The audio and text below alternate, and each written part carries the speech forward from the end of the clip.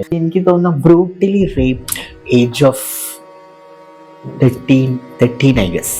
Brutally raped with the senior students. ഞാൻ 5 boys were raped me. ആ കുട്ടികൾക്കും ചിലപ്പോൾ അങ്ങനെ ഉണ്ടായിട്ടുണ്ട്.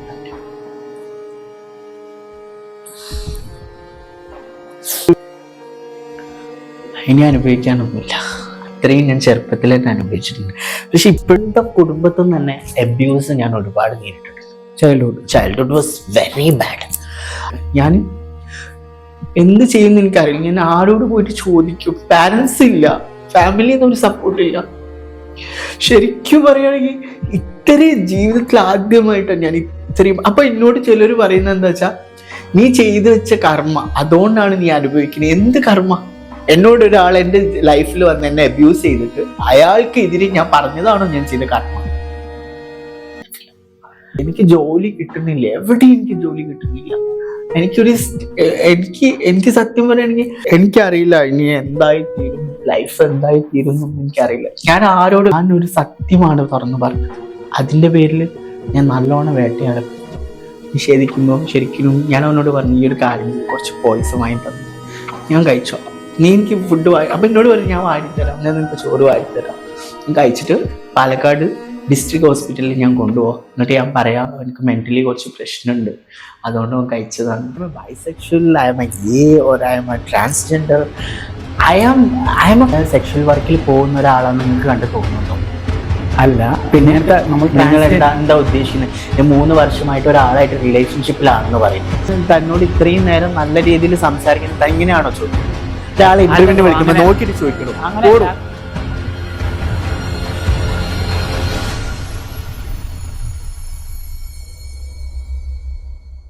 നമ്മുടെ കൂടെ ഇന്ന് ജോയിൻ ചെയ്യുന്നത് Sajeer Cholayil, actor, model, social media ഇൻഫ്ലുവൻസറുമായ സജീർ ചോലയിലേക്ക് സ്വാഗതം. Thank you. എങ്ങനെയുണ്ട്? എന്താണ് ഇപ്പോഴത്തെ അവസ്ഥ? ഇങ്ങനെ പോകുന്നു life. Very hard, but same time ഞാൻ I always looking forward my life always be very easy. പക്ഷെ കുറച്ച് ടഫാണ് ഇപ്പോഴത്തെ എൻ്റെ സിറ്റുവേഷൻ വെച്ച് നോക്കുകയാണെങ്കിൽ. കുറച്ച് ടഫാണ്. ടഫാണെങ്കിലും ഇപ്പോ ഒരു ഗുഡ് ന്യൂസ് ഉണ്ടെന്നാണ് അറിയാൻ കഴിയും. ബിഗ് ബോസിന്റെ ബിഗ് ബോസിന്റെ ഓഡിഷൻ സീസൺ 6 അവരെന്നെ വിളിച്ചിട്ടുണ്ടായിരുന്നു. ഞാനൊരു ഇന്റർവ്യൂ അയച്ചിട്ടുണ്ടായിരുന്നു. And they called me. They had some audition. അവരുടെ ഒരു ചെറിയൊരു ഓഡിഷൻ ഉണ്ടായിരുന്നു. ഇപ്പൊ സീസൺ 7 ഞാൻ കൊടുത്തിട്ടുണ്ട്. മേ ബി, അറിയില്ല. Let's see. How will you define yourself? Define myself, actually that question is like little bit എനിക്ക് അറിയില്ല how to define myself, but I am something different, very different. ഞാൻ എൻ്റെ thoughts, എൻ്റെ my all my like I've grown up with lot of struggles. എൻ്റെ ലൈഫിൽ ഞാൻ അനുഭവിച്ച അത്ര സ്ട്രഗ്ലിങ് ഐ ഡോണ്ട് തിങ്ക് വേറൊരു ആള് എൻ്റെ ഏജ് ഓഫ് മൈ ഏജ് എനിക്ക് തോന്നുന്നില്ല. അത്രയും ഞാൻ സ്ട്രഗിൾ ചെയ്തിട്ടുണ്ട്. പക്ഷേ ദ ബെസ്റ്റ് പാർട്ട് ഇസ് ഞാൻ always I find myself. I am very positive person, very very open minded, and I look everything I make. ഞാൻ എൻ്റെ കാര്യങ്ങളെല്ലാം എത്ര സ്ട്രഗ്ലിങ് ഉണ്ടെങ്കിലും ഞാൻ ഈസി ആയിട്ടാണ് കൊണ്ടുപോകാം. പിന്നെ ജീവിതത്തിൽ എടുത്ത കുറച്ച് തീരുമാനങ്ങൾ വാസ് റിയലി ബാഡ്. ദാറ്റ് ഞാൻ ആഗ്രഹിച്ച പല കാര്യങ്ങളും ഞാൻ എൻ്റെ ഇൻറ്റൻഷൻ വാസ് ഗുഡ്. ഞാൻ വിചാരിച്ച കാര്യങ്ങൾ ഇന്നതാണ്, അല്ലെങ്കിൽ എൻ്റെ intention going to be good, അല്ലെങ്കിൽ സൊസൈറ്റി വിൽ അക്സെപ്റ്റ് എന്ന് ഞാൻ വിചാരിച്ചു. But everything gone wrong. അതാണ് സംഭവിച്ചത്. അതിപ്പോൾ എൻ്റെ കരിയർ ആണെങ്കിലും, എൻ്റെ റിലേഷൻഷിപ്പ് ആണെങ്കിലും, എൻ്റെ ഫാമിലി ഹെൽത്ത് ആണെങ്കിലും, എവറിത്തിങ് കയ്യിൽ നിന്ന് പോയി. അങ്ങനെ വേണം പറയാൻ. നിങ്ങൾ ഒരു ഡിഫറെന്റ് പേഴ്സൺ ആണെന്ന് വിശ്വസിക്കുന്നുണ്ടോ? പാട്രിയാർക്കൽ സൊസൈറ്റിയിൽ താങ്കളെപ്പോലൊരാൾക്ക് കുറെ കാര്യങ്ങൾ ഫേസ് ചെയ്യേണ്ടി വന്നതാണ്. ഈവൻ ഇൻ 2025 ഒരു അക്സെപ്റ്റൻസ് കിട്ടിയിട്ടില്ല, അല്ലേ? അതെ. എന്താന്ന് വെച്ചാല് people are accepting, but it is on dark side. In A bright side like day light പോലെയാണ്. അഥവാ മോർണിംഗിൽ അക്സെപ്റ്റ് ചെയ്യുന്ന പല കാര്യങ്ങളും നൈറ്റിൽ അക്സെപ്റ്റ് ചെയ്യുന്നില്ല, നൈറ്റിൽ അക്സെപ്റ്റ് ചെയ്യുന്ന പല കാര്യം മോർണിംഗ് അക്സെപ്റ്റ് ചെയ്യുന്നു. അത് മീൻസ് എന്താന്ന് വെച്ചാൽ എന്നെ ഹെൽപ്പ് ചെയ്യുന്ന അല്ലെങ്കിൽ എന്നെ സപ്പോർട്ട് ചെയ്യുന്ന കുറെ പേര് they actually don't want to come out from the society. That ഇപ്പോൾ എൻ്റെ റിലേഷൻഷിപ്പ് ആണെങ്കിൽ I have a relation with a person. ആൾക്കും ഇതുപോലെ തന്നെ പല കാര്യങ്ങൾ കാരണം. അതുകൊണ്ട് എന്താ പറയാ, അവർക്ക് എന്താ കൂടെ നിന്നിട്ട് കൈപിടിച്ച് കൂടെ നിൽക്കാനുള്ള ഒരു ഇതില്ല, ഒരു ഗട്ട്സ് ഇല്ലേ, നമ്മുടെ സ്ട്രോങ് സ്യൂട്ട്, അങ്ങനത്തെ ഒരു സംഭവം. അതിപ്പോ ആരാണെങ്കിലും എനിക്ക് ഒരുപാട് ഈ ഒരു ഞാനൊരു കോൺട്രവേഴ്സിയിൽ ബാല്യം സ്വന്തം സത്ത എപ്പോഴാണ് തിരിച്ചറിയുന്നത്? ആക്ച്വലി എൻ്റെ ഫാമിലി പാരൻസ് വാസ്, എനിക്ക് പറയുകയാണെങ്കിൽ I not had my father. എനിക്ക് ഉപ്പ ഉണ്ടായിരുന്നില്ല. ആൻഡ് സ്വന്തം കുടുംബത്തിൽ നിന്ന് തന്നെ അബ്യൂസ് ഞാൻ ഒരുപാട് നേരിട്ടിട്ടുണ്ട്. Childhood was very bad. I was like 8th standard തൊട്ട് ഞാൻ ബോർഡിംഗ് സ്കൂളിലാണ് പഠിച്ചത്. പക്ഷെ ഈ 8th സ്റ്റാൻഡേർഡിന്റെ മുമ്പേ ഞാൻ ഐ വാസ് ഇൻ കാലിക്കറ്റിലെ ഒരു മെജോറിറ്റി പീപ്പിൾ സ്റ്റേ ചെയ്യുന്ന ഒരു സ്ഥലമുണ്ട്. ഇറ്റ്സ് കോൾഡ് കാലിക്കറ്റ് പള്ളിക്കട്ടി കുറ്റിച്ചിറ എന്നൊക്കെ പറഞ്ഞിട്ട്, മുസ്ലിം മെജോറിറ്റി. നല്ല ഏരിയ, നല്ല നല്ല അറ്റ്മോസ്ഫിയറും കാര്യങ്ങളൊക്കെ. ബട്ട് സംഹൗ എനിക്ക് ഞാൻ ഒരുപാട് അബ്യൂസ് ഒക്കെ അവിടുന്ന് കുറച്ച് നേരിട്ടിട്ടുണ്ട് ചെറുപ്പത്തിൽ തന്നെ. പിന്നെ അത് നമുക്ക് ആദ്യം വേണ്ടത് ഒരു ഫാമിലി സ്ട്രെങ്ത് ആണ്. എന്നാൽ മാത്രമേ നമുക്ക് എന്തെങ്കിലും ബുദ്ധിമുട്ടുണ്ടെങ്കിൽ ചോദിക്കാൻ പാരൻസ് ഉണ്ടാവുള്ളൂ. സോ എനിക്ക് അത് ഇല്ലാത്തത് കൊണ്ട് ഞാൻ അതൊക്കെ ചെറുപ്പത്തിലേ അനുഭവിച്ചിട്ടുണ്ട്. പിന്നെ ബോർഡിംഗ് സ്കൂളിൽ പോയപ്പോൾ ഹോസ്റ്റൽ വാർഡന്റെ അടുത്ത് നിന്ന് എനിക്ക് ഇങ്ങനത്തെ ഒരു മോശം അനുഭവം ഉണ്ടായിട്ടുണ്ട്. ഈ ഫെമിനിൻ ഒരു ടച്ച് ഉണ്ടെന്ന് എപ്പോഴായിരുന്നു റിയലൈസ് ചെയ്തത്? ആഫ്റ്റർ 9th സ്റ്റാൻഡേർഡ് ഞാൻ ഈ ഫോക്ക് ഡാൻസിലേക്ക് കുറച്ചും കൂടി ഇതായപ്പോൾ എനിക്ക് തോന്നി yes I am something special. പിന്നെ I'm you know all mans are attracted on me. ഞാൻ +2 എത്തിയപ്പോൾ യുനോ അപ്പുറത്തെ പിള്ളേർ അപ്പൊ എനിക്ക് കിട്ടുന്ന അപ്രോച്ച് എന്ന് പറയുന്നത് സെയിം സെക്സ് ആൾക്കാരാണ്. So I feel that I am something different. But എനിക്ക് അങ്ങനെ ഒരു ഗേളിഷ് ആയിട്ട് നടക്കണമെന്നോ അങ്ങനെ ഗേളിഷ് ഡ്രസ് ഇട്ട് നടക്കണമെന്നോ അങ്ങനത്തെ ഒരു തോട്ടും ഉണ്ടായിരുന്നില്ല. I will like A normal boy. പക്ഷെ ഐ ആം കുറച്ചും കൂടി പ്രൊജസ്റ്റഡ് ആണ് എൻ്റെ കാര്യങ്ങൾ. എന്നെ കുറച്ച് ചബ്ബി ആയിരുന്നു, ബൾക്കിയായിരുന്നു, സോ ബബ്ലി ടൈപ്പ്. അപ്പൊ എന്നെ അമൂൽ ബേബി എന്നാ വിളിച്ചിരുന്നു സ്കൂളിൽ. അപ്പൊ അങ്ങനത്തെ ഒരു ഫേസ് ആയിരുന്നു. അപ്പൊ എനിക്ക് കിട്ടിയിട്ടുള്ള അപ്രോച്ച് ഒക്കെ അങ്ങനെയാണ്. അപ്പൊ തന്നെ എനിക്ക് മനസ്സിലായി. പിന്നെ വീട്ടുകാരും അന്ന് റിയലൈസ് ചെയ്തത് അവർക്കും അറിയായിരുന്നു. പിന്നെ അത് ഞാൻ പറഞ്ഞല്ലോ, വീട്ടുകാരിൽ നിന്ന് എൻ്റെ മദർ എന്ന് പറയുന്നത് ഷീസ് എ സൈക്കാട്രിക് പേഷ്യന്റ്. ഞാൻ ചെറുപ്പം തൊട്ടേ കാണും. എന്നെ പ്രസവിച്ചതിന് ശേഷം എൻ്റെ ഉമ്മ അങ്ങനെ ഒരു സിറ്റുവേഷൻ ഉമ്മക്ക് വന്നത്. ആ ഉമ്മയുടെ റിലേഷൻഷിപ്പ്, ഉമ്മയുടെ ആ സമയത്ത് ഉമ്മക്ക് ഉണ്ടായിരുന്ന ഹസ്ബൻഡിനെ നഷ്ടപ്പെട്ടു. She is A victim of unhappy married life. അപ്പോൾ ഉമ്മക്ക് ഉണ്ടായിരുന്ന ആ ഒരു ട്രോമ ഭയങ്കര. ആ സമയത്താണ് എന്നെ ഡെലിവറി ആയത്. അപ്പൊ അതിൻ്റെ എല്ലാ ഇതും കോപ്പി ടു പേസ്റ്റ് മീ, അത് എനിക്ക് നല്ലോണം ഉണ്ട്. അപ്പൊ തന്നെ യുനോ ഉമ്മാന്റെ ആ ഒരു സാഹചര്യം. അപ്പൊ എനിക്ക് മദർ ലവ് എന്നൊക്കെ പറയില്ലേ, ഉമ്മ വന്ന് ഫുഡ് വാരി തരിക, ഫുഡ് ചോദിക്കുക, ഭക്ഷണം എടുത്ത് തരിക, ഡ്രസ്സ് വിലക്കി തരിക, ഇങ്ങനത്തെ ഒരു സംഭവം എനിക്ക് ചെറുപ്പത്തിൽ കിട്ടിയിട്ടില്ല. അതൊക്കെ എനിക്ക് ഇപ്പോഴും ഓർമ്മയുണ്ട്. ഞാൻ 7th സ്റ്റാൻഡേർഡ് 8th സ്റ്റാൻഡേർഡ് പഠിക്കുമ്പോൾ സ്കൂളിൽ യൂണിഫോം നാളെ സ്കൂളിൽ പോകാൻ വേണ്ടി ഞാൻ തലേ ദിവസം ഞാൻ വാഷ് ചെയ്തിട്ട് അത് ഞാൻ ഇതാക്കിയിട്ടാണ് ഞാൻ രാവിലെ സ്കൂളിൽ പോകുന്നത്. ടിഫിൻ ബോക്സിൽ തുറന്നപ്പം ഉച്ചക്ക് വിശന്നിട്ട് ലഞ്ച് ബോക്സ് തുറന്ന സമയത്ത് അതിലുണ്ട് പാറ്റ. ഞാൻ കരഞ്ഞിട്ടുണ്ട്. ബിക്കോസ് എൻ്റെ ഫ്രണ്ട്സ് ഒക്കെ അവിടെ ഇരുന്ന് കഴിക്കുന്നു. I am just having this, oh God, മറക്കാൻ പറ്റില്ല എൻ്റെ ചൈൽഡ്ഹുഡ് എന്ന് പറയുന്നത്. സോ ഇതൊക്കെ എനിക്ക് എന്താ പറയാ, ഒരുപാട് നെഗറ്റീവ് എൻ്റെ മനസ്സിലേക്ക്, കെയറിങ്, ലവ്, ഇതങ്ങനത്തെ സംഭവങ്ങളൊന്നും എനിക്ക് കിട്ടിയിട്ടില്ല ചെറുപ്പത്തോട്ടെ. അപ്പൊ തന്നെ പിന്നെ ബ്രദർ ആണെങ്കിൽ ഇന്നേ വരെ ഒരു സ്നേഹത്തോട് കൂടിയിട്ട് he came to me and how are you my brother എന്നുള്ള ഒരു തോട്ട്, ഒരു ചോദ്യം പോലും ഇന്നേ വരെ ഹി നോട്ട് സ്മൈൽഡ് മീ. ഇതുവരെ എൻ്റെ അടുത്ത് മുഖത്ത് നോക്കി ചിരിച്ചിട്ടില്ല എൻ്റെ ബ്രദർ ആൻഡ് ഓൾസോ സിസ്റ്റർ. ഇങ്ങനെ ആയത് കാരണമാണോ? Could be. അവരൊക്കെ എന്ന് പറഞ്ഞാൽ അവര് വേറെ എന്തോ റയർ സ്പീഷീസ് പോലെയാണ്. അവരുടെ ഇത് നമ്മളെന്തോ ഒരു സംതിങ് ഡിസ്ക്രിമിനേറ്റ്. നമ്മുടെ കുഴപ്പമല്ലല്ലോ ഇങ്ങനെ. അല്ല, നമ്മളെ കുഴപ്പമില്ലല്ലോ. പിന്നെ ജെൻഡർ കൺഫ്യൂഷൻ എനിക്ക് പണ്ടേ ഉണ്ടായിരുന്നു. ഐ ഹാഡ് ജെൻഡർ ആണാണോ പെണ്ണാണോ, that is what is I am, അങ്ങനെയുള്ള ഒരു കൺഫ്യൂഷൻ ഉണ്ട് ചെറുപ്പത്തിൽ തന്നെ, ചെറുപ്പത്തിലാ കുട്ടിയാണ്. 9th സ്റ്റാൻഡേർഡ് പഠിക്കുമ്പോൾ തന്നെ ഐ ഹാഡ് കൺഫ്യൂഷൻ. പക്ഷെ പിന്നെ കുറെ കഴിഞ്ഞപ്പോ എനിക്കത് മാറിട്ടോ. പിന്നെ I'm become a pure man. എനിക്ക് ഒരു ഞാൻ ഡിഗ്രി ഒക്കെ എത്തി കഴിഞ്ഞപ്പോൾ ഞാൻ ഓട്ടോമാറ്റിക്കലി എനിക്ക് ഞാൻ എൻ്റെ കരിയർ നോക്കണമല്ലോ, എൻ്റെ ജീവിക്കാനുള്ള കാര്യങ്ങൾ. അപ്പോൾ I studied in BA English literature. അപ്പോൾ എൻ്റെ കരിയറിന്റെ കാര്യത്തിന് ഞാൻ ഹോസ്പിറ്റാലിറ്റിയാണ് ചെയ്തിട്ടുള്ളത്. അപ്പോൾ അതിനൊക്കെ വേണ്ടിയിട്ട് അപ്പോൾ I have to work hard and I have to look like a boy, not look like a girl. അപ്പൊ ആ ഒരു സമയത്തൊക്കെ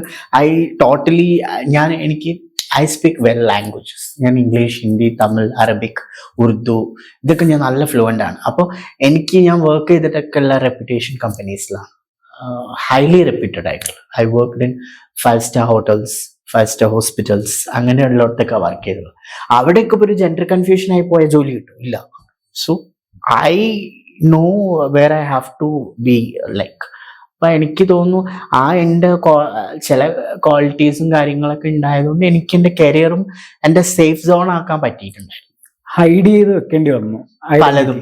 I put a mask sometimes. Identity അത് ഒരു വിയർപ്പ് മുട്ടലായി തോന്നിയിട്ടില്ലേ ചില സമയത്ത്?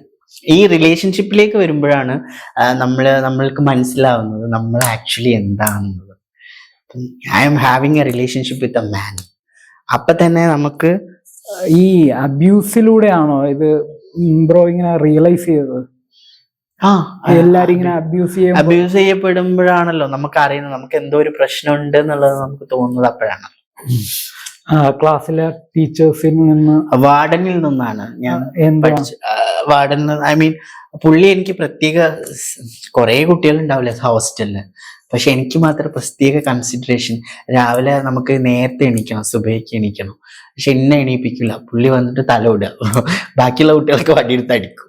അപ്പോൾ എനിക്ക് അപ്പൊ തന്നെ ഞാൻ ഇങ്ങനെ തലോടുമ്പോൾ ഓട്ടോമാറ്റിക്കലി വാട്ട് വി ഫീൽ, നമുക്ക് അടിയൊന്നും കിട്ടൂല എന്നുള്ള ഒരു ഇതാണ്. പക്ഷെ പിന്നെ ആ ഒരു തലോടൽ വേറെ രീതിയിലേക്കായി.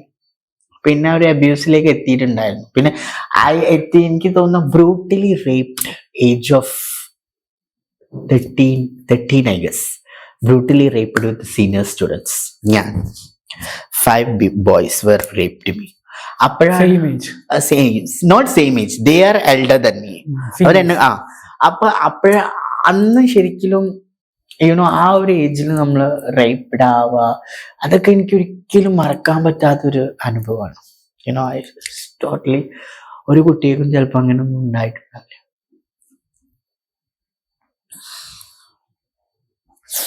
But it's fine. It's all my faith actually.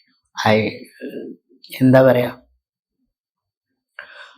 ഇനി അനുഭവിക്കാനൊന്നുമില്ല. അത്രയും ഞാൻ ചെറുപ്പത്തിൽ തന്നെ അനുഭവിച്ചിട്ടുണ്ട്. പക്ഷെ ഇപ്പോഴും ഇതൊക്കെ നമ്മൾ ഒരു പ്രൗഡായിട്ട് കാണുന്ന കാര്യമല്ല. അത് ആൾക്കാരെ വിചാരം ഇതൊക്കെ ഇങ്ങനെ വന്നിട്ട് പറയുമ്പോൾ എന്താണ് ഇതിലൊക്കെ കാര്യമുള്ളത്. പക്ഷെ ഒരു വ്യക്തി അനുഭവിച്ച അയാളുടെ ത്രൂ ഔട്ട് ലൈഫാണ് ഞാൻ പറയുന്നത്. ഞാൻ അനുഭവിച്ച എൻ്റെ സ്ട്രഗ്ലിങ്സിനെ പറ്റിയാണ് ഞാൻ പറഞ്ഞുകൊണ്ടിരിക്കുന്നത്. അത് ആൾക്കാർക്ക് വേണമെങ്കിൽ കാണാതിരിക്കും. പക്ഷെ ദിസ് ഇസ് വാട്ട്. പക്ഷെ ഇതൊക്കെ കഴിഞ്ഞ് ഞാനൊരു ലൈഫിലേക്ക് എത്തി. എൻ്റെ ലൈഫിൽ നിന്ന് എനിക്ക് ഏറ്റവും വലിയ വിഷമം എന്താണെന്ന് വെച്ചാൽ നമുക്ക് കിട്ടാത്തൊരു സംഭവം ഒരാളിൽ നിന്ന് കിട്ടുമ്പോൾ നമ്മൾ ഓട്ടോമാറ്റിക്കലി എനിക്ക് എൻ്റെ പാരൻസിന്നോ ബാക്കിയുള്ളടത്തുനിന്നോ കിട്ടാത്തൊരു കുറേ കാര്യങ്ങൾ എനിക്ക് എൻ്റെ ലൈഫിലേക്ക് വേറെ ഒരാൾ വന്നിട്ടുണ്ടായിരുന്നു. ആളിൽ നിന്ന് എനിക്ക് കിട്ടിയിട്ടുണ്ട്.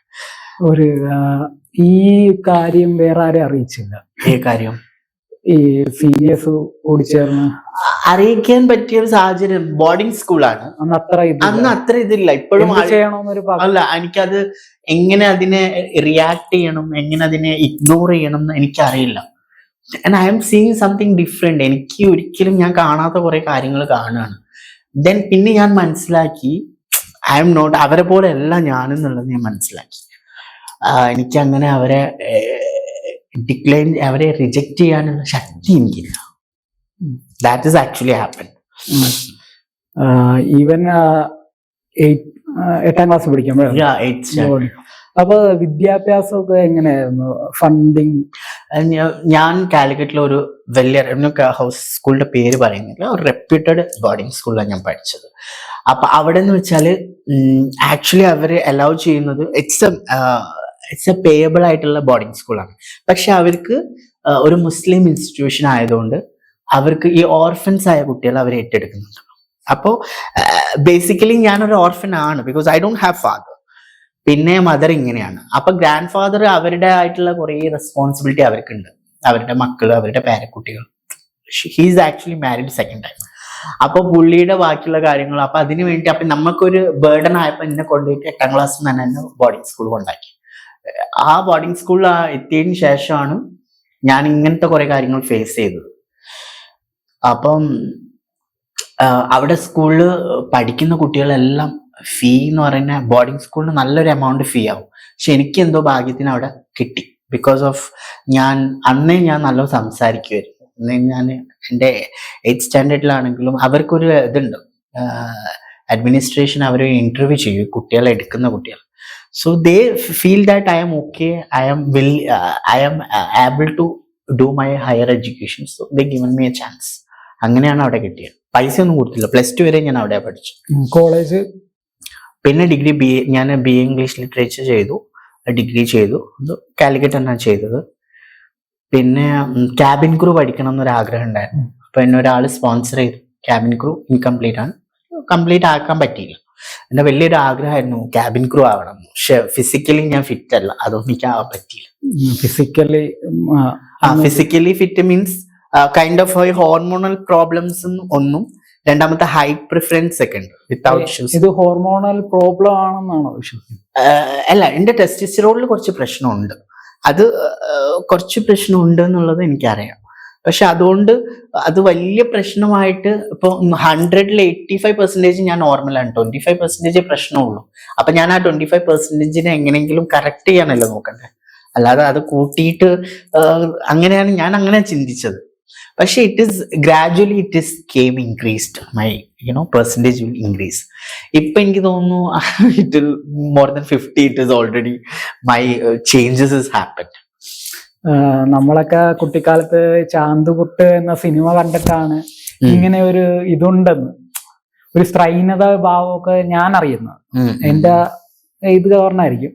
അപ്പൊ ആ സിനിമ എന്തോരം സ്വാധീനിച്ചിട്ടുണ്ടാവും താങ്കളുടെ ലൈഫിൽ അത് ഇറങ്ങിയ ശേഷം? ഞാൻ ഹോണസ്റ്റ്ലി പറയുകയാണെങ്കിൽ ഞാൻ അങ്ങനെ ഇപ്പൊ ആ സിനിമയിൽ ദിലീപ് ചെയ്ത റോള്, ആ ചെയ്ത റോളുമായിട്ട് എനിക്ക് കമ്പയർ ചെയ്യാൻ പറ്റില്ല. Because I am not like that. ഞാൻ അങ്ങനെ അല്ലായിരുന്നു. ഞാൻ പറഞ്ഞല്ലോ, ഞാൻ എൻ്റെ behaviour it's not like a girlish ആയിട്ട് ഞാൻ ബിഹേവിയർ ചെയ്തിട്ടില്ല. എനിക്ക് എവിടെയും ഒരു സോഫ്റ്റ് കോർണർ, ഐ മീൻ ഒരു ബോയ്ക്ക് ഉണ്ടാവേണ്ട ഗട്ട്സ് സ്ട്രെങ്ത് ഇല്ലായിരുന്നു. പക്ഷെ അത് വിചാരിച്ചിട്ട് ആ ദിലീപ് ചെയ്ത റോളുമായിട്ട് എനിക്ക് കമ്പയർ ചെയ്യാൻ പറ്റില്ല. ഐ എം നോട്ട് ലൈക്ക് അതുപോലെ നടക്കുക അങ്ങനെയൊന്നും അല്ലായിരുന്നു. I walk normally. പക്ഷെ എവിടെയോ എൻ്റെ ബോഡി സ്ട്രക്ചർ കുറച്ച് പ്രശ്നം ഉണ്ടായിരുന്നു. പിന്നെ എന്താ വേ ഓഫ് ടോക്കിംഗ്, ആ പ്രശ്നം ഉണ്ടായിരുന്നു. അല്ലാതെ അങ്ങനെ ആ ഒരു റോളിനെ എനിക്ക് കമ്പയർ ചെയ്യാൻ പറ്റില്ല. ഇത്ര കാലം ആരായിരിക്കും താങ്ങായിട്ട് നിന്നത് കൂടെ? താങ്ങായിട്ട് നിന്നത് അങ്ങനെ ഒരാൾ എൻ്റെ ലൈഫിൽ ഇല്ല. എല്ലാരും ടെമ്പററി ആയിരുന്നു. കുറെ പേര് വന്നു പോയി. ഒരു 3 വർഷമായിട്ട് ഒരാൾ എൻ്റെ കൂടെ ഉണ്ട്, ഇപ്പോഴും ഉണ്ട്. ആള് മാരീഡ് ആണ്, ആൾക്കൊരു കുട്ടിയുണ്ട്.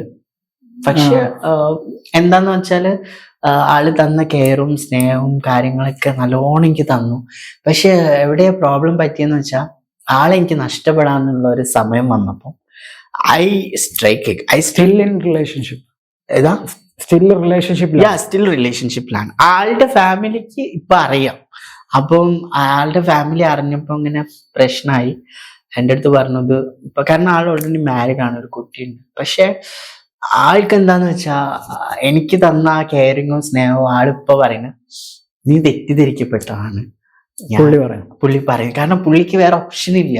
പുള്ളി ഓൾറെഡി ഹാവ് എ വൈഫ്, ഒരു കിഡ് ഉണ്ട്.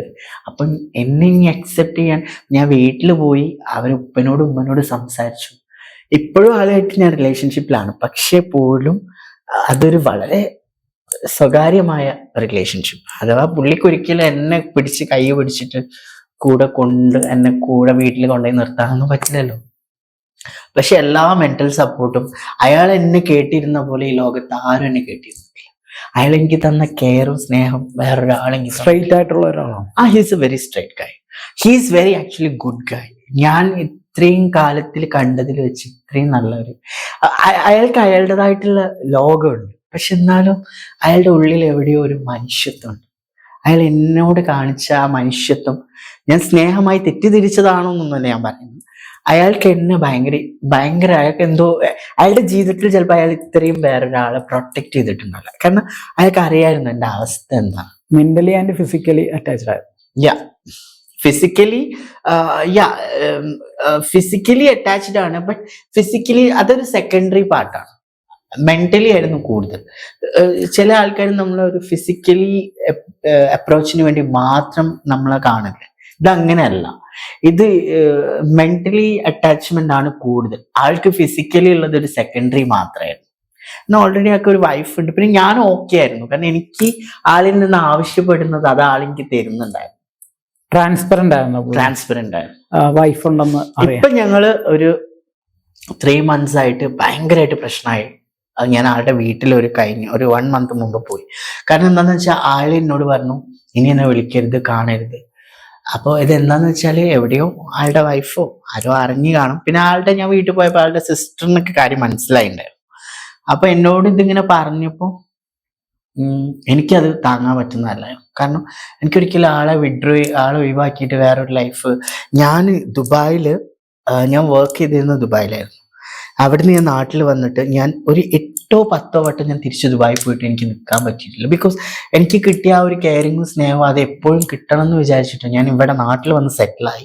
ഇവിടെ കാലിക്കറ്റിൽ വർക്ക് ചെയ്തു. ആളുടെ സപ്പോർട്ട് ഉണ്ടായിരുന്നു.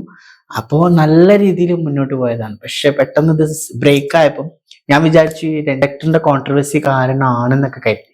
പക്ഷെ അതൊന്നും ആൾക്കൊരു പ്രശ്നമേ അല്ലായിരുന്നു. ആളുടെ പ്രശ്നം ഞാൻ ആളുടെ ലൈഫിലേക്ക് കൂടുതലായിട്ട് കയറി ചെല്ലുമ്പോൾ ആളുടെ ഫാമിലി ലൈഫ് പോകും എന്നുള്ള പേടി അതായിരുന്നു. പക്ഷെ ഞാൻ പറഞ്ഞല്ലോ എൻ്റെ I am coming from a very low power family background. എനിക്ക് അങ്ങനെ ഒരു പാരന്റ്സിന്റെ സപ്പോർട്ടോ ഒരാളോട് ചോദിച്ചിട്ട് വീട്ടുകാരോട് ചോദിച്ചിട്ടല്ലല്ലോ ഞാൻ പോണം. നമ്മളൊക്കെ ചെറിയ പ്രായത്തിൽ നമ്മൾ എങ്ങോട്ടെങ്കിലും പോകുമ്പോൾ വീട്ടുകാരോട് ചോദിക്കൂലേ? അത് ചോദിക്കാൻ ആരും ഇല്ലെങ്കിൽ പിന്നെ ആരോട് ചോദിക്കാൻ? നോബഡി കെയർസ് യാർ. എൻ്റെ ലൈഫിൽ എന്നെ ഒരാളും കെയർ ചെയ്തിട്ടില്ല. എന്നിട്ടും ഞാൻ എന്തോ ഭാഗ്യത്തിന് ഞാൻ വേറെ ഇതിലേക്കൊന്നും പോയിട്ടില്ല. ഞാൻ ഇപ്പോഴും I am limited. I am not going any bad habits or bad things. ഞാൻ ഇന്നേ വരെ ഇപ്പോഴും ഞാൻ പറയാണ് 3 years ആയി I M having a relationship with someone. I told you. ഇതുവരെ അദ്ദേഹത്തിന്റെ സമ്മതമില്ലാതെ ഞാൻ ഒരു സ്ഥലത്തേക്ക് പോയിട്ടില്ല. ഞാൻ എല്ലാ കാര്യവും ടെക്സ്റ്റ് ചെയ്യും.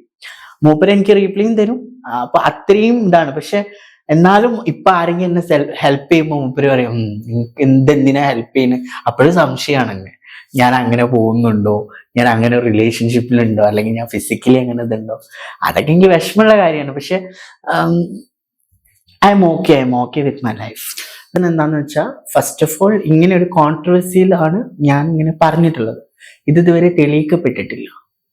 സ്റ്റിൽ അത് കേസാണ്. അപ്പോൾ ഒബ്വിയസ്ലി ഞാൻ അവിടെ ഒരു അക്യൂസ്ഡ് ആണ്. ഞാൻ പറഞ്ഞ കാര്യം ഇതുവരെ തെളിയിക്കപ്പെട്ടിട്ടില്ല. ഞാൻ പറഞ്ഞ കാര്യം ഇതുവരെ കോടതി അത് എന്താ പറയാ അതിനെ മനസ്സിലാക്കിയിട്ട് സത്യാവസ്ഥ എന്താന്ന് കണ്ടുപിടിച്ചിട്ടില്ല. അതൊന്ന്. രണ്ടാമത്തത് എൻ്റെ ഫേസ് ഫെമിലിയർ ആണ് എല്ലായിടത്തും. എന്നെ എല്ലാവർക്കും പെട്ടെന്ന് മനസ്സിലാവും. അവനാണ് എന്ന് പറഞ്ഞിട്ട് മനസ്സിലാവും. അപ്പോൾ ഓട്ടോമാറ്റിക്കലി കരിയർ HR ഈ ഹോട്ടൽ ഇൻഡസ്ട്രിയിലുള്ളവരൊക്കെ പെട്ടെന്ന് അവർക്ക് ക്യാച്ച് ചെയ്യാൻ പറ്റുന്നതുകൊണ്ടാവണം എനിക്കത് കിട്ടാതെന്നാണ് എനിക്ക് തോന്നുന്നത്. എനിക്ക് എല്ലായിടത്തു നിന്നും ഇപ്പം ഇന്റർവ്യൂ ഒക്കെ കഴിഞ്ഞ് ഷോർട്ട് ലിസ്റ്റ് ആയി എന്ന് പറയും. പിന്നെ വിളിച്ചിട്ട് പറയും നമ്മളിങ്ങനെ ഒരു ന്യൂസ് കേട്ടു കോൺട്രവേഴ്സിയിലുള്ള ആളല്ലേ, അപ്പൊ അതുകൊണ്ട് നമുക്ക് കുറച്ച് കമ്പനി ഹാവ് സം പോളിസീസ്. അവരുടെ ഒരു ഫെയറി ഇഗ്നോറൻസ് ഉണ്ട്. അത് ഞാൻ ഒരുപാട് അനുഭവിച്ചിട്ടുണ്ട്. ഇനിയിപ്പോൾ വല്ല റെഫറൻസും റെക്കമെൻഡേഷനിലും ഇന്ത്യയിൽ പുറത്തോ അല്ലെങ്കിൽ ഔട്ട്സൈഡ് ഇന്ത്യയിലോ അല്ലെങ്കിൽ ഡൽഹി മുംബൈ പോലത്തെ സ്ഥലത്ത് കിട്ടാന്നല്ലാണ്ട് I don't think I will get a job in Kerala.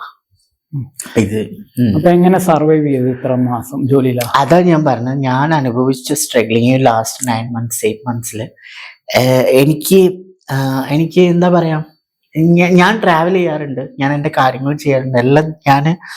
എനിക്ക് കുറെ കോണ്ടാക്ട്സ് ഉണ്ട്. I have A very much contacts. അപ്പൊ ആൾക്കാർക്ക്, ചില ആൾക്കാരൊക്കെ എന്നെ ഫിനാൻഷ്യലി ഹെൽപ്പ് ചെയ്യുന്ന കുറച്ച് പേരുണ്ട്. ഒരുപാട് പേരില്ല, 1-2 ആൾക്കാർ. അവരെന്നെ എൻ്റെ ഈ അവസ്ഥ മനസ്സിലാക്കിയിട്ട്, കാരണം ഒരു 9 months ആയിട്ട് ഒരാൾക്ക് ജോലി ഇല്ല എന്ന് പറഞ്ഞാൽ ഒന്ന് ആലോചിച്ചു നോക്കുക, അയാൾ എങ്ങനെ സർവൈവ് ചെയ്യും എന്നുള്ള കാര്യം. പ്രത്യേകിച്ച് ഞാൻ അങ്ങനെ ഇന്നേ വരെ ഞാൻ നല്ല ലക്ഷറി ആയിട്ട് ജീവിച്ച ആളാണ്. ദുബായ് മുനിസിപ്പാലിറ്റിയിലാണ് ഞാൻ വർക്ക് ചെയ്തിരുന്നത്. ദുബായിൽ മുനിസിപ്പാലിറ്റിയിലാണ് വർക്ക് ചെയ്തത്. എൻ്റെ salary was Indian rupee minimum ഒരു 80,000-90,000, 1 lakhിന്റെ അടുത്ത് എനിക്ക് salary. I saved a lot. ഒരു 16 lakhs എങ്കിലും ഞാൻ ഒരു 1 year കൊണ്ട് ഉണ്ടാക്കിയിട്ടുണ്ടാവും. പക്ഷെ ഇതൊക്കെ ഞാൻ പറഞ്ഞല്ലോ, ഞാനൊരു റിലേഷൻഷിപ്പിലായിട്ടുണ്ടായിരുന്നു. He's from Palakkad. അപ്പോൾ ആ ഒരു റിലേഷൻഷിപ്പിലായതിനു ശേഷം ഞാൻ എൻ്റെ ജോലിയൊക്കെ അവസാനിപ്പിച്ച് ഞാൻ നാട്ടിലേക്ക് വന്നു. എനിക്ക് അദ്ദേഹത്തിന്റെ കൂടെ ജീവിച്ചാൽ മതി, പാർട്ട്ണർ എൻ്റെ കൂടെ അങ്ങനെ ജീവിച്ചാൽ മതി എന്നുള്ള രീതിയിൽ ഞാൻ അങ്ങോട്ട് വന്നു. ഇവിടെ വന്നപ്പോഴാണ് ആളുടെ സിറ്റുവേഷൻ, ആളുടെ വൈഫ് പ്രഗ്നന്റ് ആയിരുന്നു, ഒരു ഡെലിവറി ആയി തിരിച്ചു വന്നു. പിന്നെ ഞങ്ങൾക്ക് രണ്ടുപേർക്കും ഒരുമിച്ച് ജീവിക്കാനുള്ള ഒരു പോസിബിലിറ്റി വളരെ കുറവായിരുന്നു. നമ്മൾ കോൺടാക്ട്സ് ഉണ്ടെന്ന് മാത്രം, മാസത്തിൽ ഒരു വട്ടം ഞാൻ പോയി കാണും, നിങ്ങൾ ഇങ്ങോട്ട് വരും അല്ലെങ്കിൽ അങ്ങോട്ട് പോകും, അങ്ങനെയുള്ള ഒരു ബന്ധം മാത്രം. അപ്പോൾ ജോലിക്ക് തന്നെ വിളിച്ചിട്ടില്ല. ഞാൻ അതും മീഡിയയിൽ പറഞ്ഞിരുന്നു. അപ്പൊ 9 months, 8 months, 9 months, ഇപ്പൊ ഈ പ്രശ്നം നടന്നിട്ട് ഓൾമോസ്റ്റ് ഒരു 1 year ആവാനായി. എനിക്ക് ഇതുവരെ ഒരു ജോലി കിട്ടിയിട്ടില്ല. എനിക്ക് ഞാൻ പറയുകയാണെങ്കിൽ ഒരു നേരം ഫുഡ് കഴിക്കാൻ എൻ്റെ കയ്യിൽ പൈസ ഉണ്ടായിരുന്നില്ല. ഒരു നേരത്തെ ഭക്ഷണം കഴിക്കാൻ ഞാൻ എന്ത് ചെയ്യുമെന്ന് എനിക്കറിയില്ല. ഞാൻ ആരോട് പോയിട്ട് ചോദിക്കും. പാരൻസ് ഇല്ല, ഫാമിലിയിൽ നിന്ന് ഒരു സപ്പോർട്ട് ഇല്ല. ശരിക്കും പറയുകയാണെങ്കിൽ ഇത്രയും ജീവിതത്തിൽ ആദ്യമായിട്ടാണ് ഞാൻ ഇത്രയും. അപ്പൊ എന്നോട് ചിലർ പറയുന്നത് എന്താ വെച്ചാ, നീ ചെയ്തു വെച്ച കർമ്മ, അതുകൊണ്ടാണ് നീ അനുഭവിക്കുന്നത്. എന്ത് കർമ്മ? എന്നോട് ഒരാൾ എൻ്റെ ലൈഫിൽ വന്ന് എന്നെ അബ്യൂസ് ചെയ്തിട്ട് അയാൾക്ക് എതിരെ ഞാൻ പറഞ്ഞതാണോ ഞാൻ ചെയ്ത കർമ്മ? ഞാൻ ചെയ്ത എന്ത് തെറ്റാണ്? എനിക്ക് ഒരു ഫാമിലി സപ്പോർട്ടോ പാരന്റ്സും ഇല്ലാതെ ഒരു ചെക്കനെ പോയിട്ട് ഇങ്ങനെ ഒരാളെ അബ്യൂസ് ചെയ്ത് അത് അന്ന് പറയാൻ പറ്റിയില്ല എന്ന് തുറന്നു പറഞ്ഞു, അതിന് ഞാൻ ഇന്ന് അനുഭവിക്കുന്നതാണോ കർമ്മ? I don't think. എന്തായാലും ഗോഡ് നോസ് ഇത് എന്താ സത്യം എന്നുള്ളത് ദൈവത്തിനറിയാം. ഞാൻ പറയുന്നത് എന്താ വെച്ചാൽ, ഞാൻ ഇതുവരെ ഞാൻ അബുദാബിയിൽ എമിറേറ്റ്സ് പാലസ് എന്ന് പറഞ്ഞ ഹോട്ടലുണ്ട്. It's A 7-star hotel. ഞാൻ അവിടെ താമസിച്ചിട്ടുണ്ട്. അവിടെ എല്ലാവർക്കും താമസിക്കാൻ പറ്റുമെന്ന് അറിയാം. ഞാൻ താമസിച്ചിട്ടുണ്ട്. അഡ്രസ് ഹോട്ടൽ ദുബായ് ഞാൻ താമസിച്ചിട്ടുണ്ട്. ഞാൻ ഇന്ന് ഒരു നേരത്തെ ഫുഡ് കഴിക്കാൻ പൈസ ഇല്ലാതെ കുടുങ്ങി നിൽക്കുക. പാർട്ട്ണർ ഉണ്ട്, ആരുണ്ടെങ്കിലും നമ്മളൊരാളെ ഡിപ്പെൻഡ് ചെയ്യുന്നതിന് ഒരു പരിധിയുണ്ട്. എനിക്ക് പല കാര്യങ്ങളും ഞാൻ പറയാറില്ല, ഞാൻ മനസ്സിൽ വെക്കില്ല. സത്യം പറയുകയാണെങ്കിൽ ചില സമയത്ത് ഞാൻ സൂയിസൈഡ് അറ്റംപ്റ്റിനെ കുറിച്ച് വരെ ചിന്തിച്ചിട്ടുണ്ട്. കാരണം മുന്നോട്ട് എനിക്കറിയില്ല ഞാൻ എങ്ങനെ ജീവിക്കുക, ഞാൻ എങ്ങനെ ജീവിക്കുക. എനിക്ക് ജോലി കിട്ടുന്നില്ല, എവിടെയും എനിക്ക് ജോലി കിട്ടുന്നില്ല. എനിക്ക് സത്യം പറയുകയാണെങ്കിൽ ഞാനിപ്പോ താമസിക്കുന്ന വീട് 5.5 lakhs ലീസിനെടുത്ത വീടാണ്. അതിന്റെ ഓണർ വലിയൊരു ചതി എന്നോട് ചെയ്തു. അയാള് വീട് 35 ലക്ഷം ഈ വീട് ലോൺ എടുത്തിട്ടാണ് അയാൾ ഈ വീട് കെട്ടിയിട്ടുള്ളത്. അതൊന്നും നമ്മൾ അറിയുന്നില്ല. ലാസ്റ്റ് ഇപ്പം വീട് ജപ്തി ചെയ്യാനുണ്ട്, കോടതി നാള് വന്നിട്ടുണ്ട്. എനിക്ക് തോന്നുന്നു 22nd അവർ വരും വീട് ജപ്തി ചെയ്യാൻ. എങ്ങോട്ട് പോകണം എനിക്ക് ഒരു ഐഡിയ ഇല്ല. ആകെ എൻ്റെ കയ്യിലുണ്ടായിരുന്ന സേവിങ് ആണ് ആ പൈസ. അയാൾ മുങ്ങി, അതിന്റെ ഓണർ മുങ്ങി. അയാളെ കണ്ടുപിടിക്കാൻ ഞാൻ crime branch commissioner, assistant commissioner, കാലിക്കറ്റിൽ എവിടെയെങ്കിലും പോവാത്ത സ്ഥലങ്ങളില്ല. ആരിൽ നിന്നൊരു പ്രോപ്പർ, കാരണം ഇതൊരു സിവിൽ കേസ് ആണെന്നും പറഞ്ഞ അവര് തള്ളാം. ഒരു പോലീസിന്റെ സഹായം പോലും ഇല്ല. എനിക്കറിയില്ല ഇനി 22nd കഴിഞ്ഞ് ഞാൻ എവിടെ പോയിട്ട് നിൽക്കുമെന്ന് എനിക്കറിയില്ല. ഞാൻ അവനോട് പറഞ്ഞു എനിക്ക് ഇനി വേറെ ഓപ്ഷൻ ഇല്ല, ഞാൻ നിന്റെ കൂടെ വരും, എന്റെ വീട്ടിലേക്ക് വരും, അല്ലെങ്കിൽ നീ എന്നെ എവിടെയെങ്കിലും കൊണ്ടുപോയി സ്റ്റേ ചെയ്യിപ്പിക്കും, അല്ലെങ്കിൽ എനിക്കിനി ജോലി എന്തെങ്കിലും ആക്കിത്താ. അവനോട് പറയുന്നുണ്ട്. എനിക്കറിയില്ല ഇനി എന്തായി തീരും, ലൈഫ് എന്തായി തീരും എന്നൊന്നും എനിക്കറിയില്ല. ഞാൻ ആരോട്, ഈവൻ എനിക്ക് കുറച്ച് ഫാമിലി മെമ്പേഴ്സ് ഉണ്ട്, പക്ഷെ അവരോടൊക്കെ ഇത് പറഞ്ഞു കഴിഞ്ഞാൽ അവർ കളിയാക്കി ചിരിക്കാന്നല്ലാതെ ആരും എന്നെ വന്ന് സഹായിക്കില്ല. മനസ്സിലായോ? എല്ലാരും സിമ്പതി കുറെ കേൾക്കുന്നല്ലാണ്ട് പൈസ ഉണ്ടോ? എല്ലാവരും ഉണ്ട്, ഇല്ലെങ്കിൽ ആരുമില്ല. ഞാൻ ഇന്നേ വരക്കും ഞാൻ ഒരാളെ മുമ്പിലും പോയിട്ട് എനിക്കിത് തരണം തന്നെ നിന്നിട്ടില്ല. ആകെ അവന് മാത്രമേ എൻ്റെ ലൈഫിൽ കൂടുതൽ സപ്പോർട്ട് ചെയ്തിട്ടുണ്ടായിരുന്നു. എന്നാലും അവൻ എനിക്ക് തന്നിട്ടുള്ള, ഞാൻ പറഞ്ഞല്ലോ, അവൻ എനിക്ക് തന്നിട്ടുള്ള പൈസയോ അതിനെക്കാട്ടിയൊക്കെ അപ്പുറം എനിക്കൊരു ആരെങ്കിലും ഉണ്ട് എന്നുള്ള ഒരു തോന്നലാണ് അവൻ എൻ്റെ ലൈഫിൽ കൊണ്ടിട്ടത്. അതുകൊണ്ട് ഞാൻ അവനെ വിട്ടിട്ട് ഞാൻ ഇങ്ങോട്ട് പോകില്ല. ഞാൻ ഈ ഒരു ദുബായിൽ പോണ പോലെ തന്നെ ഞാൻ അത്രയും ഒരു 9 മാസത്തിന്റെ ഇടയ്ക്ക് ഞാൻ കാരണം എൻ്റെ കയ്യിൽ കുറച്ച് പൈസ ഉണ്ടായിരുന്നു. ഞാൻ പറയാം, മുനിസിപ്പാലിറ്റിയിൽ വർക്ക് ചെയ്തപ്പോൾ എൻ്റെ കയ്യിൽ കുറച്ച് പൈസ ഉണ്ടായിരുന്നു, സേവിങ് ഉണ്ടായിരുന്നു. ഇത് വെച്ചിട്ടാണ് ഞാൻ ദുബായിൽ പോണതും തിരിച്ചു വരുന്നതും. പിന്നെ ഞാൻ പാലക്കാടാണ് പോണത്. പാലക്കാടാണ് അവൻ്റെ വീട്. അവിടെ പോവും, 2 ദിവസം 1 ദിവസം അവിടെ നിൽക്കും, തിരിച്ചു വരും, ഇങ്ങനെ ലൈഫ്. പക്ഷെ ഇപ്പൊ ഞാൻ ഒരു 2 മാസമായിട്ട് അവനും ഞാൻ തമ്മിൽ പ്രശ്നത്തിന്. ഇപ്പൊ ഞാൻ ഇന്നലെ അവനോട് പറഞ്ഞു, എനിക്കൊന്ന് ഫുഡ് കഴിക്കാൻ പൈസ ഇല്ലെങ്കിൽ പൈസ അയച്ചു തരണം. അവനക്ക് എന്താന്ന് വെച്ചാൽ ഞാൻ അവന്റെ വീട്ടിൽ പോയി അവന്റെ ഉമ്മനോട് ഉപ്പനോടും കാര്യം പറഞ്ഞു, ഞങ്ങൾ തമ്മിൽ ഇങ്ങനെ ബന്ധമുണ്ട്, അപ്പൊ എനിക്ക് അവനില്ലാണ്ട് പറ്റൂല. അതോടൊക്കെ അവനക്ക് എന്നോടുള്ള ദേഷ്യം കൊണ്ട് കൂടി. ഇപ്പൊ അതിനുമില്ല, ഒന്നിനുമില്ല. അവന് ഒരു മരവിച്ച മാതിരി ജീവിക്കുന്നു. അവൻ പറയണ, ഇനി ഞാൻ ഒന്നെങ്കിൽ അന്നെ കൊന്നിട്ട് ഞാൻ ജയിലിൽ പോകും, അല്ലാന്നുണ്ടെങ്കിൽ ഞങ്ങൾക്ക് കുറച്ച് വിഷം വാങ്ങി തരാം, കഴിച്ചു. അല്ലാതെ ഇപ്പൊ എനിക്ക് വേറൊരു ഓപ്ഷൻ ഇല്ല. നമുക്ക് ജോലി ഇല്ലാതെ ഞാൻ എന്ത് ചെയ്യാനാണ്? ഇയായിട്ട് എടുത്ത് ചാടി ചെയ്തതല്ലേ ഇത്. ആരോടും ഇനി എനിക്ക് പറയാനില്ല ഒന്നും. ഒരു കാര്യം മാത്രം അറിയാം, ഞാനൊരു സത്യമാണ് തുറന്നു പറഞ്ഞത്. അതിന്റെ പേരിൽ ഞാൻ നല്ലോണം വേട്ടയാടപ്പെട്ടു. ഇനി എങ്ങോട്ട് ജീവിക്കണം, എന്ത് ജീവിക്കണം എന്ന് എനിക്കൊരു പിടുത്തമില്ല. പക്ഷെ ഐ സ്ട്രോങ്ലി ബിലീവ് ദാറ്റ് എൻ്റെ ഉള്ളിലൊരു ഗുഡ് സോൾ ഉണ്ട്. I respect myself. ഞാൻ ഇന്നേ വരെ ഒരു വൃത്തികേടിന് ഞാൻ പോയിട്ടില്ല, ഒരാളെ മുമ്പിലേക്ക് ഞാൻ പോയിട്ടില്ല. പക്ഷെ ഞാൻ അനുഭവിച്ചത് ലോകത്ത് ഒരാൾ അനുഭവിച്ചിട്ടുണ്ടാവില്ല. അത്രത്തോളം അടുത്തുണ്ട് എനിക്ക്. എന്നാലും ദൈവം എവിടെയോ ആരൊക്കെയോ എൻ്റെ മുമ്പിൽ ഇട്ട് തന്നിട്ടുണ്ട് എനിക്ക് ജീവിക്കാൻ വേണ്ടിയിട്ട്. ഒരാളുണ്ട്, ആള് കാലിക്കറ്റിലുള്ളതാണ്. I not telling his name. ആളിനോട് പറഞ്ഞു, എന്നെ ഒരു സ്വന്തം ആങ്ങളായിട്ട് കണ്ടാൽ മതി, ഞാൻ എൻ്റെ കൂടെ ഉണ്ടാവും, എനിക്ക് എന്ത് പൈസക്ക് ആവശ്യമുണ്ടെങ്കിലും. ആൾക്കാർക്ക് ചിലപ്പോൾ തെറ്റിദ്ധരിക്കാൻ പറ്റും, പക്ഷെ അദ്ദേഹം മനസ്സ് തുറന്നിട്ട് എന്നോട് പറഞ്ഞു. കാരണം അദ്ദേഹത്തിന് അറിയാം എനിക്ക് ആരുമില്ല. ഞാൻ പറഞ്ഞതാണ്, അദ്ദേഹത്തിനോട് ഞാൻ എൻ്റെ അവസ്ഥ പറഞ്ഞതാണ്. എന്നിട്ട് എന്നെ ഒരുപാട് സഹായിച്ചിട്ടുണ്ട്, ഒരുപാട്. ഈവൻ ഞാൻ ഇന്ന് വന്ന ട്രാവൽ എക്സ്പെൻസ് പോലും മൂപ്പര് തന്നതായിരിക്കും. അത് ഇവൻക്ക് അറിയാം കേട്ടോ, എൻ്റെ പാർട്ട്ണറിന് അറിയാം. പാർട്ട്ണറിനോട്, കാരണം അവന് അത്ര ഫിനാൻഷ്യലി വെല്ലല്ല, അതുകൊണ്ട് എനിക്ക് എപ്പോഴും അവനോട് പറയാൻ പറ്റില്ല. എന്നാലും എന്തൊരു ഹെൽപ്പ് എനിക്ക് തന്നാലും ഞാൻ ഇവനോട് പറയാറുണ്ട്. എന്നാലും എന്നെ വിളിക്കും. ഇപ്പൊ എനിക്ക് മെസ്സേജ് അയച്ചു, പോയിട്ട് ഇന്റർവ്യൂവിന് ജോബ് കിട്ടുമോ നോക്ക്. ഇന്നും ഞാനൊരു ഇന്റർവ്യൂവിന് വന്നാണ്. എന്തെങ്കിലും ശരിയാവുകയാണെങ്കിൽ ശരിയാവട്ടെ. മരിക്കാൻ എന്തായാലും എനിക്ക് പറ്റില്ല, എനിക്ക് സൂര്യോദയം ചെയ്യാൻ പേടിയാണ്, ഞാൻ അത് ചെയ്യില്ല. പക്ഷെ എവിടെയെങ്കിലും ഒരു ഗുഡ് ഹോപ്പ് പ്രതീക്ഷിക്കുന്നു. എന്തായാലും എല്ലാം ശുഭ ആവട്ടെ. അതെ അതെ. ഇപ്പൊ എന്താണ് ഫ്യൂച്ചർ? കല്യാണം പ്ലാൻ ചെയ്യുന്നുണ്ടോ? എന്താ? ഇല്ല, ഞാൻ അങ്ങനത്തെ ഒരു ചിന്തയൊന്നുമില്ല. എനിക്ക് എന്താന്ന് വെച്ചാൽ, ഞാൻ വിശ്വസിക്കുന്ന ഒരു കാര്യം, നമ്മൾ സ്നേഹിക്കപ്പെടുമ്പോഴാണ് നമ്മുടെ ജീവിതത്തിന് ഒരു അർത്ഥം ഉണ്ടാകുന്നത്, അല്ലെ? അതെനിക്ക് ആകെ കിട്ടിയത് എൻ്റെ അടുത്ത് നിന്നാണ്. ഇപ്പൊ ഇവനത് നിഷേധിക്കുമ്പോൾ ശരിക്കും ഞാൻ അവനോട് പറഞ്ഞു, ഈ ഒരു കാര്യം ചെയ്ത് കുറച്ച് പോയിസൺ വാങ്ങി തന്നു, ഞാൻ കഴിച്ചോളാം, നീ എനിക്ക് ഫുഡ് അപ്പൊ എന്നോട് പറഞ്ഞു, ഞാൻ വാരിത്തരാം, ഞാൻ നിനക്ക് ചോറ് വാരിത്തരാം, ഞാൻ കഴിച്ചിട്ട് പാലക്കാട് ഡിസ്ട്രിക്ട് ഹോസ്പിറ്റലിൽ ഞാൻ കൊണ്ടുപോകാം, എന്നിട്ട് ഞാൻ പറയാം എനിക്ക് മെന്റലി കുറച്ച് പ്രശ്നമുണ്ട്, അതുകൊണ്ട് അവൻ കഴിച്ചതാണ്. ഒന്ന് ആലോചിച്ച് നോക്കും, നമ്മളെ സ്നേഹം തന്ന്, നമ്മളെ കെയർ തന്ന്, നമ്മളെ സ്നേഹിച്ചൊരു വ്യക്തി പറയുകയാണെങ്കിൽ അവിടെ അയാളുടെ ഫാമിലിനെ പ്രിയോറിറ്റി വെച്ചു. ഞാൻ അയാൾക്ക് വേണ്ടി എല്ലാം നഷ്ടപ്പെടുത്തിയ ആളാണ്, എൻ്റെ കുടുംബം, എൻ്റെ ബന്ധങ്ങൾ എല്ലാം. കാരണം എൻ്റെ ബ്രദറിനോട് പോലും ഞാൻ പറഞ്ഞിട്ടുണ്ട് ഇവനായിട്ടുള്ള റിലേഷൻഷിപ്പ്. അപ്പൊ ആരാണ് ഇത് അക്സെപ്റ്റ് ചെയ്യുക? ആരും അക്സെപ്റ്റ് ചെയ്യില്ല. അപ്പൊ എല്ലാവർക്കും അവനക്ക് വേണ്ടി എല്ലാം ഞാൻ ഒഴിവാക്കി വന്നിട്ട് അവസാനം അവൻ എന്നോട് പോയിസൺ ഫുഡ് വിഷം വാങ്ങിച്ചു തരാന്ന് പറഞ്ഞു. എന്താ പിന്നെ അതിനപ്പുറം ഉള്ളത്? അവന്റെ വൈഫിനറിയാം. അവളോട് ഞാൻ പറഞ്ഞിട്ടുണ്ട്. ഞാൻ ഒരു വട്ടം ഞാൻ പറഞ്ഞു പോയത് തെറ്റായിട്ടില്ല. ഞാൻ പറഞ്ഞു ഈ എനിക്ക് കെയർ തരുന്ന നിന്റെ ഹസ്സിനെ ഞാൻ തെറ്റിദ്ധരിക്കരുത്, അത്രയും എന്നെ സ്നേഹിക്കുന്നു. അപ്പൊ അവൻ അവളോട് പറഞ്ഞിരിക്കുന്നത്, ഞാൻ കെയർ കൊടുത്തു, സ്നേഹം കൊടുത്തു, തെറ്റിദ്ധരിക്കപ്പെട്ടു എന്നാ പറഞ്ഞു. ഞാൻ തെറ്റിദ്ധരിക്കപ്പെട്ടു. ഇപ്പോഴും അവനക്ക് എന്താന്ന് വെച്ചാൽ അവന്റെ നിലനിൽപ്പാണ് എനിക്ക് വലുത്. പക്ഷെ അവൻ അറിയുന്നില്ല ഞാൻ എത്രത്തോളം ഡീപ്ലിയാണ് അവൻ എന്നെ സ്നേഹിച്ചെന്നും ഞാൻ അവനെ സ്നേഹിച്ചു.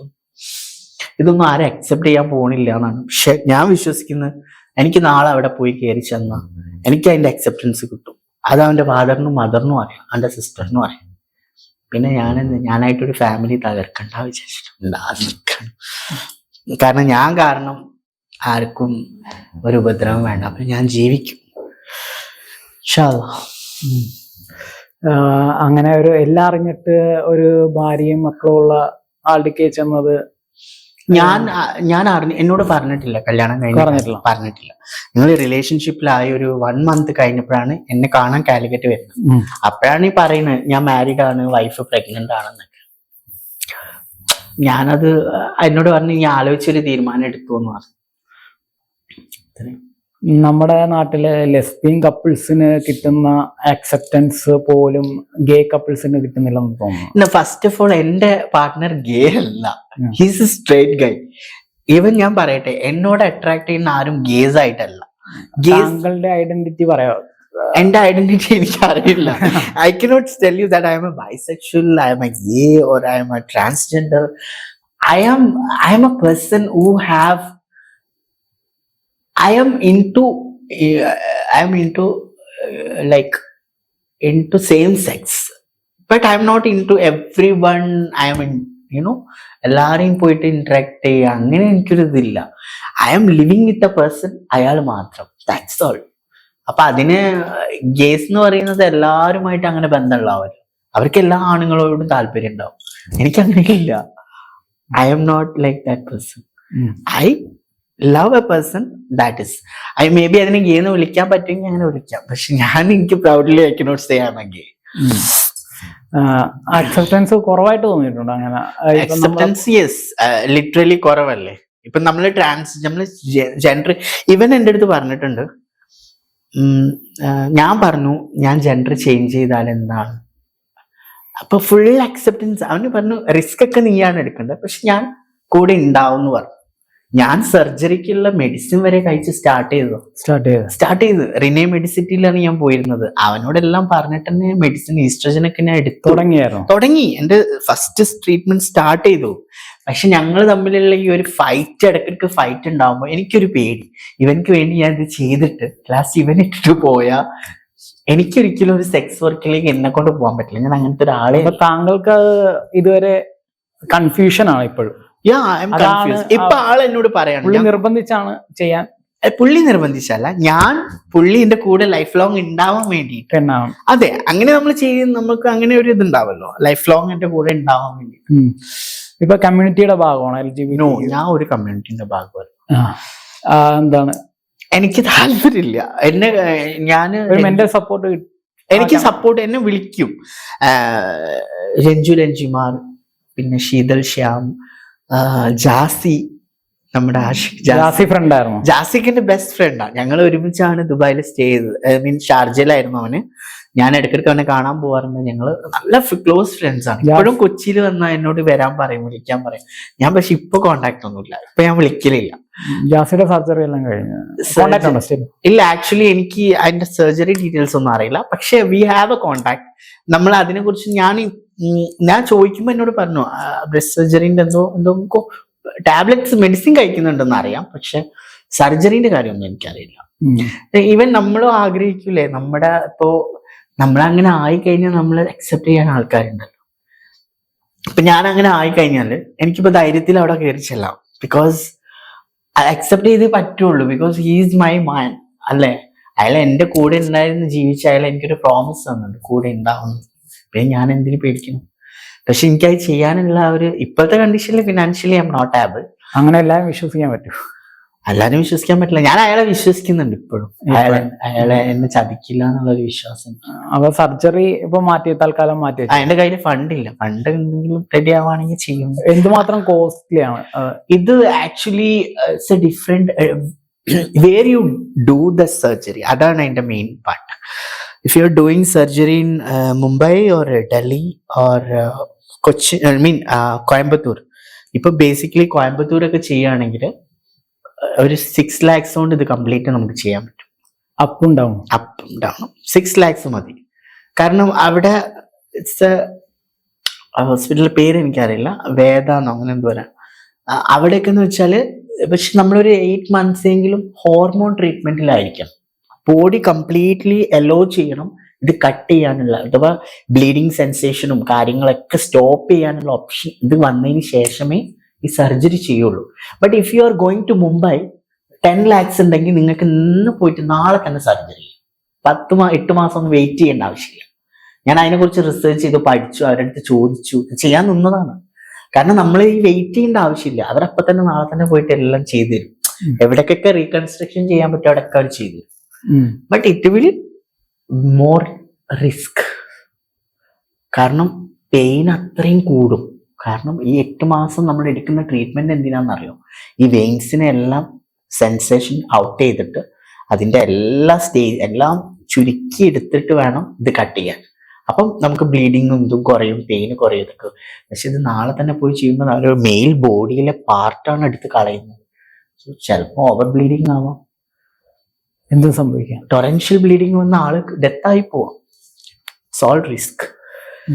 പക്ഷെ ഇതിനൊക്കെ ഒരു മെയിൻ ഫൗണ്ടേഷൻ അല്ലെങ്കിൽ ഇതെന്ന് വെച്ചാൽ ബാക്കിൽ ഒരാള് വേണം, പാർട്ട്ണർ വേണം, നമുക്ക് സ്വന്തം എന്ന് പറയേണ്ട ആള് വേണം. എങ്കിൽ മാത്രമേ ഇതൊക്കെ സക്സസ്ഫുൾ ആവും. പൈസ ഉണ്ടായിട്ടൊന്നും കാര്യം. ഇതിനെ കുറിച്ച് നല്ലപോലെ റിസർച്ച് ചെയ്തിട്ട് എല്ലാ റിസർച്ചും ഞാൻ ചെയ്തിട്ടുണ്ടായിരുന്നു. പുള്ളി എന്നോട് പറഞ്ഞു, നീ ചെയ്തിട്ട് നാളെ നിനക്ക് റിവേഴ്സ് ചെയ്യാൻ പറ്റില്ല കേട്ടോ. ഞാൻ പറഞ്ഞു, നിങ്ങളെ കിട്ടുന്നതിന്റെ അപ്പുറം എനിക്ക് എന്ത് റിവേഴ്സ് ചെയ്യാം. Okay with that. ഈ സെൻസേഷൻ, ഈ ഓപ്പറേഷൻ ചെയ്താൽ ഈ സെൻസേഷൻ ഒക്കെ അതേപോലെ കാണും. ഇത് നോർമൽ ഗേളിന് ഒരു പെൺകുട്ടിയുടെ എല്ലാ സംഭവം ഡയലൂഷനും കാര്യങ്ങളും ഓൾവേഷൻ എല്ലാം സംഭവിക്കും. Only the thing is that it will കുറച്ച് you need to take rest. ഒരു 6 month എങ്കിലും സർജറി കഴിഞ്ഞിട്ട് നമ്മൾ ആ ബോഡിക്ക് റെസ്റ്റ് കൊടുക്കണം. Don't do the sex within 3 months because അത് it's lead to get infections വന്നു കഴിഞ്ഞാൽ ഒന്നും ചെയ്യാൻ പറ്റില്ല. ഡെത്ത് കോസ് ആണ്. കാരണം പെയിൻ എന്ന് പറയുന്നത് ഇറ്റ്സ് പീക്ക് ലെവലാണ് ഇതിന്റെ. അപ്പൊ അതുകൊണ്ടാണ് ജാസിയൊക്കെ ആക്ച്വലി പേടിച്ചിരിക്കുന്നത് ആ പെയിൻ ആലോചിച്ചിട്ടാണ്. അത് ഫേസ് ചെയ്യാൻ നമുക്കൊക്കെ, എനിക്കൊക്കെ ഒരു മുള്ള എത്തുന്നത് എന്നെ കൊണ്ട് പറ്റില്ല പെയിൻ സഹിക്കാൻ. ഞാൻ പോയിട്ട് ഇത് കട്ട് ചെയ്തുള്ള അവസ്ഥ എന്തായിരിക്കും? അത് പേടിച്ചിട്ടാണ് മെയിൻ പാർട്ട്. അപ്പൊ ഇവിടെ ഇപ്പൊ ഒരു വർഷം മുമ്പാണ് ഇങ്ങനെ ഒരു പ്രശ്നം ഉണ്ടായത് കേരളത്തിലല്ലേ, ഒരാൾ മരിച്ചുപോയത്. അനന്യ അലക്സ്. അത് തന്നെയാണ് സാം. അത് വെരി ക്ലിയർ ആയിട്ടുള്ള കോൺവെർസേഷൻ. ഡോക്ടർ അർജുൻ അശോകൻ അങ്ങനെ എന്തോ ആണ്, റെനിമെഡിസിറ്റി. അയാൾ പറഞ്ഞ എന്താന്ന് വെച്ചാൽ സർജറി കഴിഞ്ഞിട്ട് you need to take rest. 2 months കൊണ്ട് തന്നെ അവര് സെക്ഷൽ റിലേഷനിൽ അവരുടെ അവർക്കൊരു പാർട്ട്ണർ ഉണ്ടായിരുന്നല്ലോ. അത് ചെയ്തിട്ട് അവിടെ ഇൻഫെക്ഷൻ ആയി എന്നൊക്കെയാണ് കേട്ടത്. അതാണ് അവര് പറയുന്നത്, ഹോസ്പിറ്റൽ പറയുന്നത് അതാണ്. ഇവർ പറയുന്നത് അതല്ല, പിന്നെ മെഡിക്കൽ നെഗ്ലിജൻസ് ആണെന്നാണ് അവർ. സോറി പറഞ്ഞിരുന്നെങ്കിൽ ഈ പറയുന്ന എല്ലാവരും എന്റെ പിന്നാലാണ്. അതാണ് യൂണിവേഴ്സൽ ട്രൂത്ത്. അങ്ങനെ ഒരു ഇത് ആഗ്രഹിച്ചിരുന്നു. സത്യം പുറത്തു വരുന്ന അദ്ദേഹത്തിൽ നിന്നൊരു സോറി ഞാൻ പറഞ്ഞോന്നേ ആഗ്രഹിച്ചു. അത് ആഗ്രഹിച്ചു. സോറി പറഞ്ഞിരുന്നെങ്കിൽ ഓഫ് കോഴ്സ് ഞാൻ ഈവൻ സോറി പറഞ്ഞിരുന്നെങ്കിൽ എനിക്കിപ്പോ ഉണ്ടായിരുന്ന ഈ കരിയർ ബ്രേക്കേജും ഈ ഒരു പ്രോബ്ലംസ് ഒന്നും എനിക്ക് ഉണ്ടാവില്ലേ. കാരണം ഞാൻ പറഞ്ഞ കാര്യം തെളിഞ്ഞിരിക്കുകയാണ് അല്ലേ. ഇപ്പൊ 9 മാസം ഇത് പറഞ്ഞല്ലോ, ഇപ്പൊ ഫണ്ടില്ലായിരുന്നു കയ്യില്. അപ്പൊ നമുക്ക് ഇപ്പൊ കുറെ ജീവിതം കേട്ടിട്ടുണ്ടോ? സെക്ഷൽ വർക്കിലേക്ക് നിങ്ങൾ ഇറങ്ങിയിട്ടുണ്ടോ? ഈ ഒരു മനസ്സിലായില്ല ചോദ്യം. മനസ്സിലായില്ല. നമുക്ക് ജീവിക്കണമെങ്കിൽ കാശാണ് വേണ്ടത്. ഓക്കെ. ഇപ്പൊ ഫണ്ടും ഒന്നുമില്ല, പാർട്ണർ ആണെങ്കിൽ സപ്പോർട്ടിങ്ങും ഇല്ല. അപ്പൊ ലൈഫില് കഷ്ടപ്പാടുകൾക്ക് വേണ്ടി സെക്ഷൽ വർക്കിലേക്ക് ഇറങ്ങിയിട്ടുണ്ടോ? നിങ്ങൾ ചോദിക്കുന്ന ചോദ്യം കുറച്ചും കൂടി മാന്യമായിട്ട് ചോദിക്കാം. ഞാൻ അങ്ങനെ സെക്ഷൽ വർക്കിൽ പോകുന്ന ഒരാളാണ് നിങ്ങൾക്ക് കണ്ടു തോന്നുന്നുണ്ടോ? അല്ല. പിന്നെ നിങ്ങൾ എന്താ ഉദ്ദേശിക്കുന്നത്? 3 വർഷമായിട്ട് ഒരാളായിട്ട് റിലേഷൻഷിപ്പിലാണെന്ന് പറയുന്നു. ഞാൻ പൈസക്ക് ഒരു ബുദ്ധിമുട്ട് വരുമ്പോൾ ഞാൻ അങ്ങനെ പോകുന്ന ആളാണെങ്കിൽ പിന്നെ എനിക്ക് വേറെ ആളെ നോക്കിയാൽ പോരെ. ട്രാൻസ്ജെൻഡേഴ്സിലെ ഭൂരിഭാഗവും നിങ്ങൾക്ക് അറിയോ ട്രാൻസ്ജെൻഡേഴ്സ് എങ്ങനെയാ ജീവിക്കുന്നത്? നിങ്ങൾ പറഞ്ഞു വരുന്നത് എന്താ? എങ്ങനെയാണോ സംസാരിക്കുന്നത്? നമുക്ക് ഇപ്പൊ കൊച്ചിയിൽ തന്നെ ചെക്ക് ചെയ്യുവാണെങ്കിൽ രാത്രിയിൽ കാണാം. അതെ, അതിന് എല്ലാരും അങ്ങനെ ആണെന്ന് വിചാരിക്കുന്നു. ഞാൻ തന്നോട് ഇത്രയും നേരം നല്ല രീതിയിൽ സംസാരിക്കുന്നത് ഇങ്ങനെയാണോ ചോദിക്കുന്നത്? ഒരാളെ ഇന്റർവ്യൂവിന് വിളിക്കുമ്പോ നോക്കിയിട്ട് ചോദിക്കണോ? അങ്ങനെ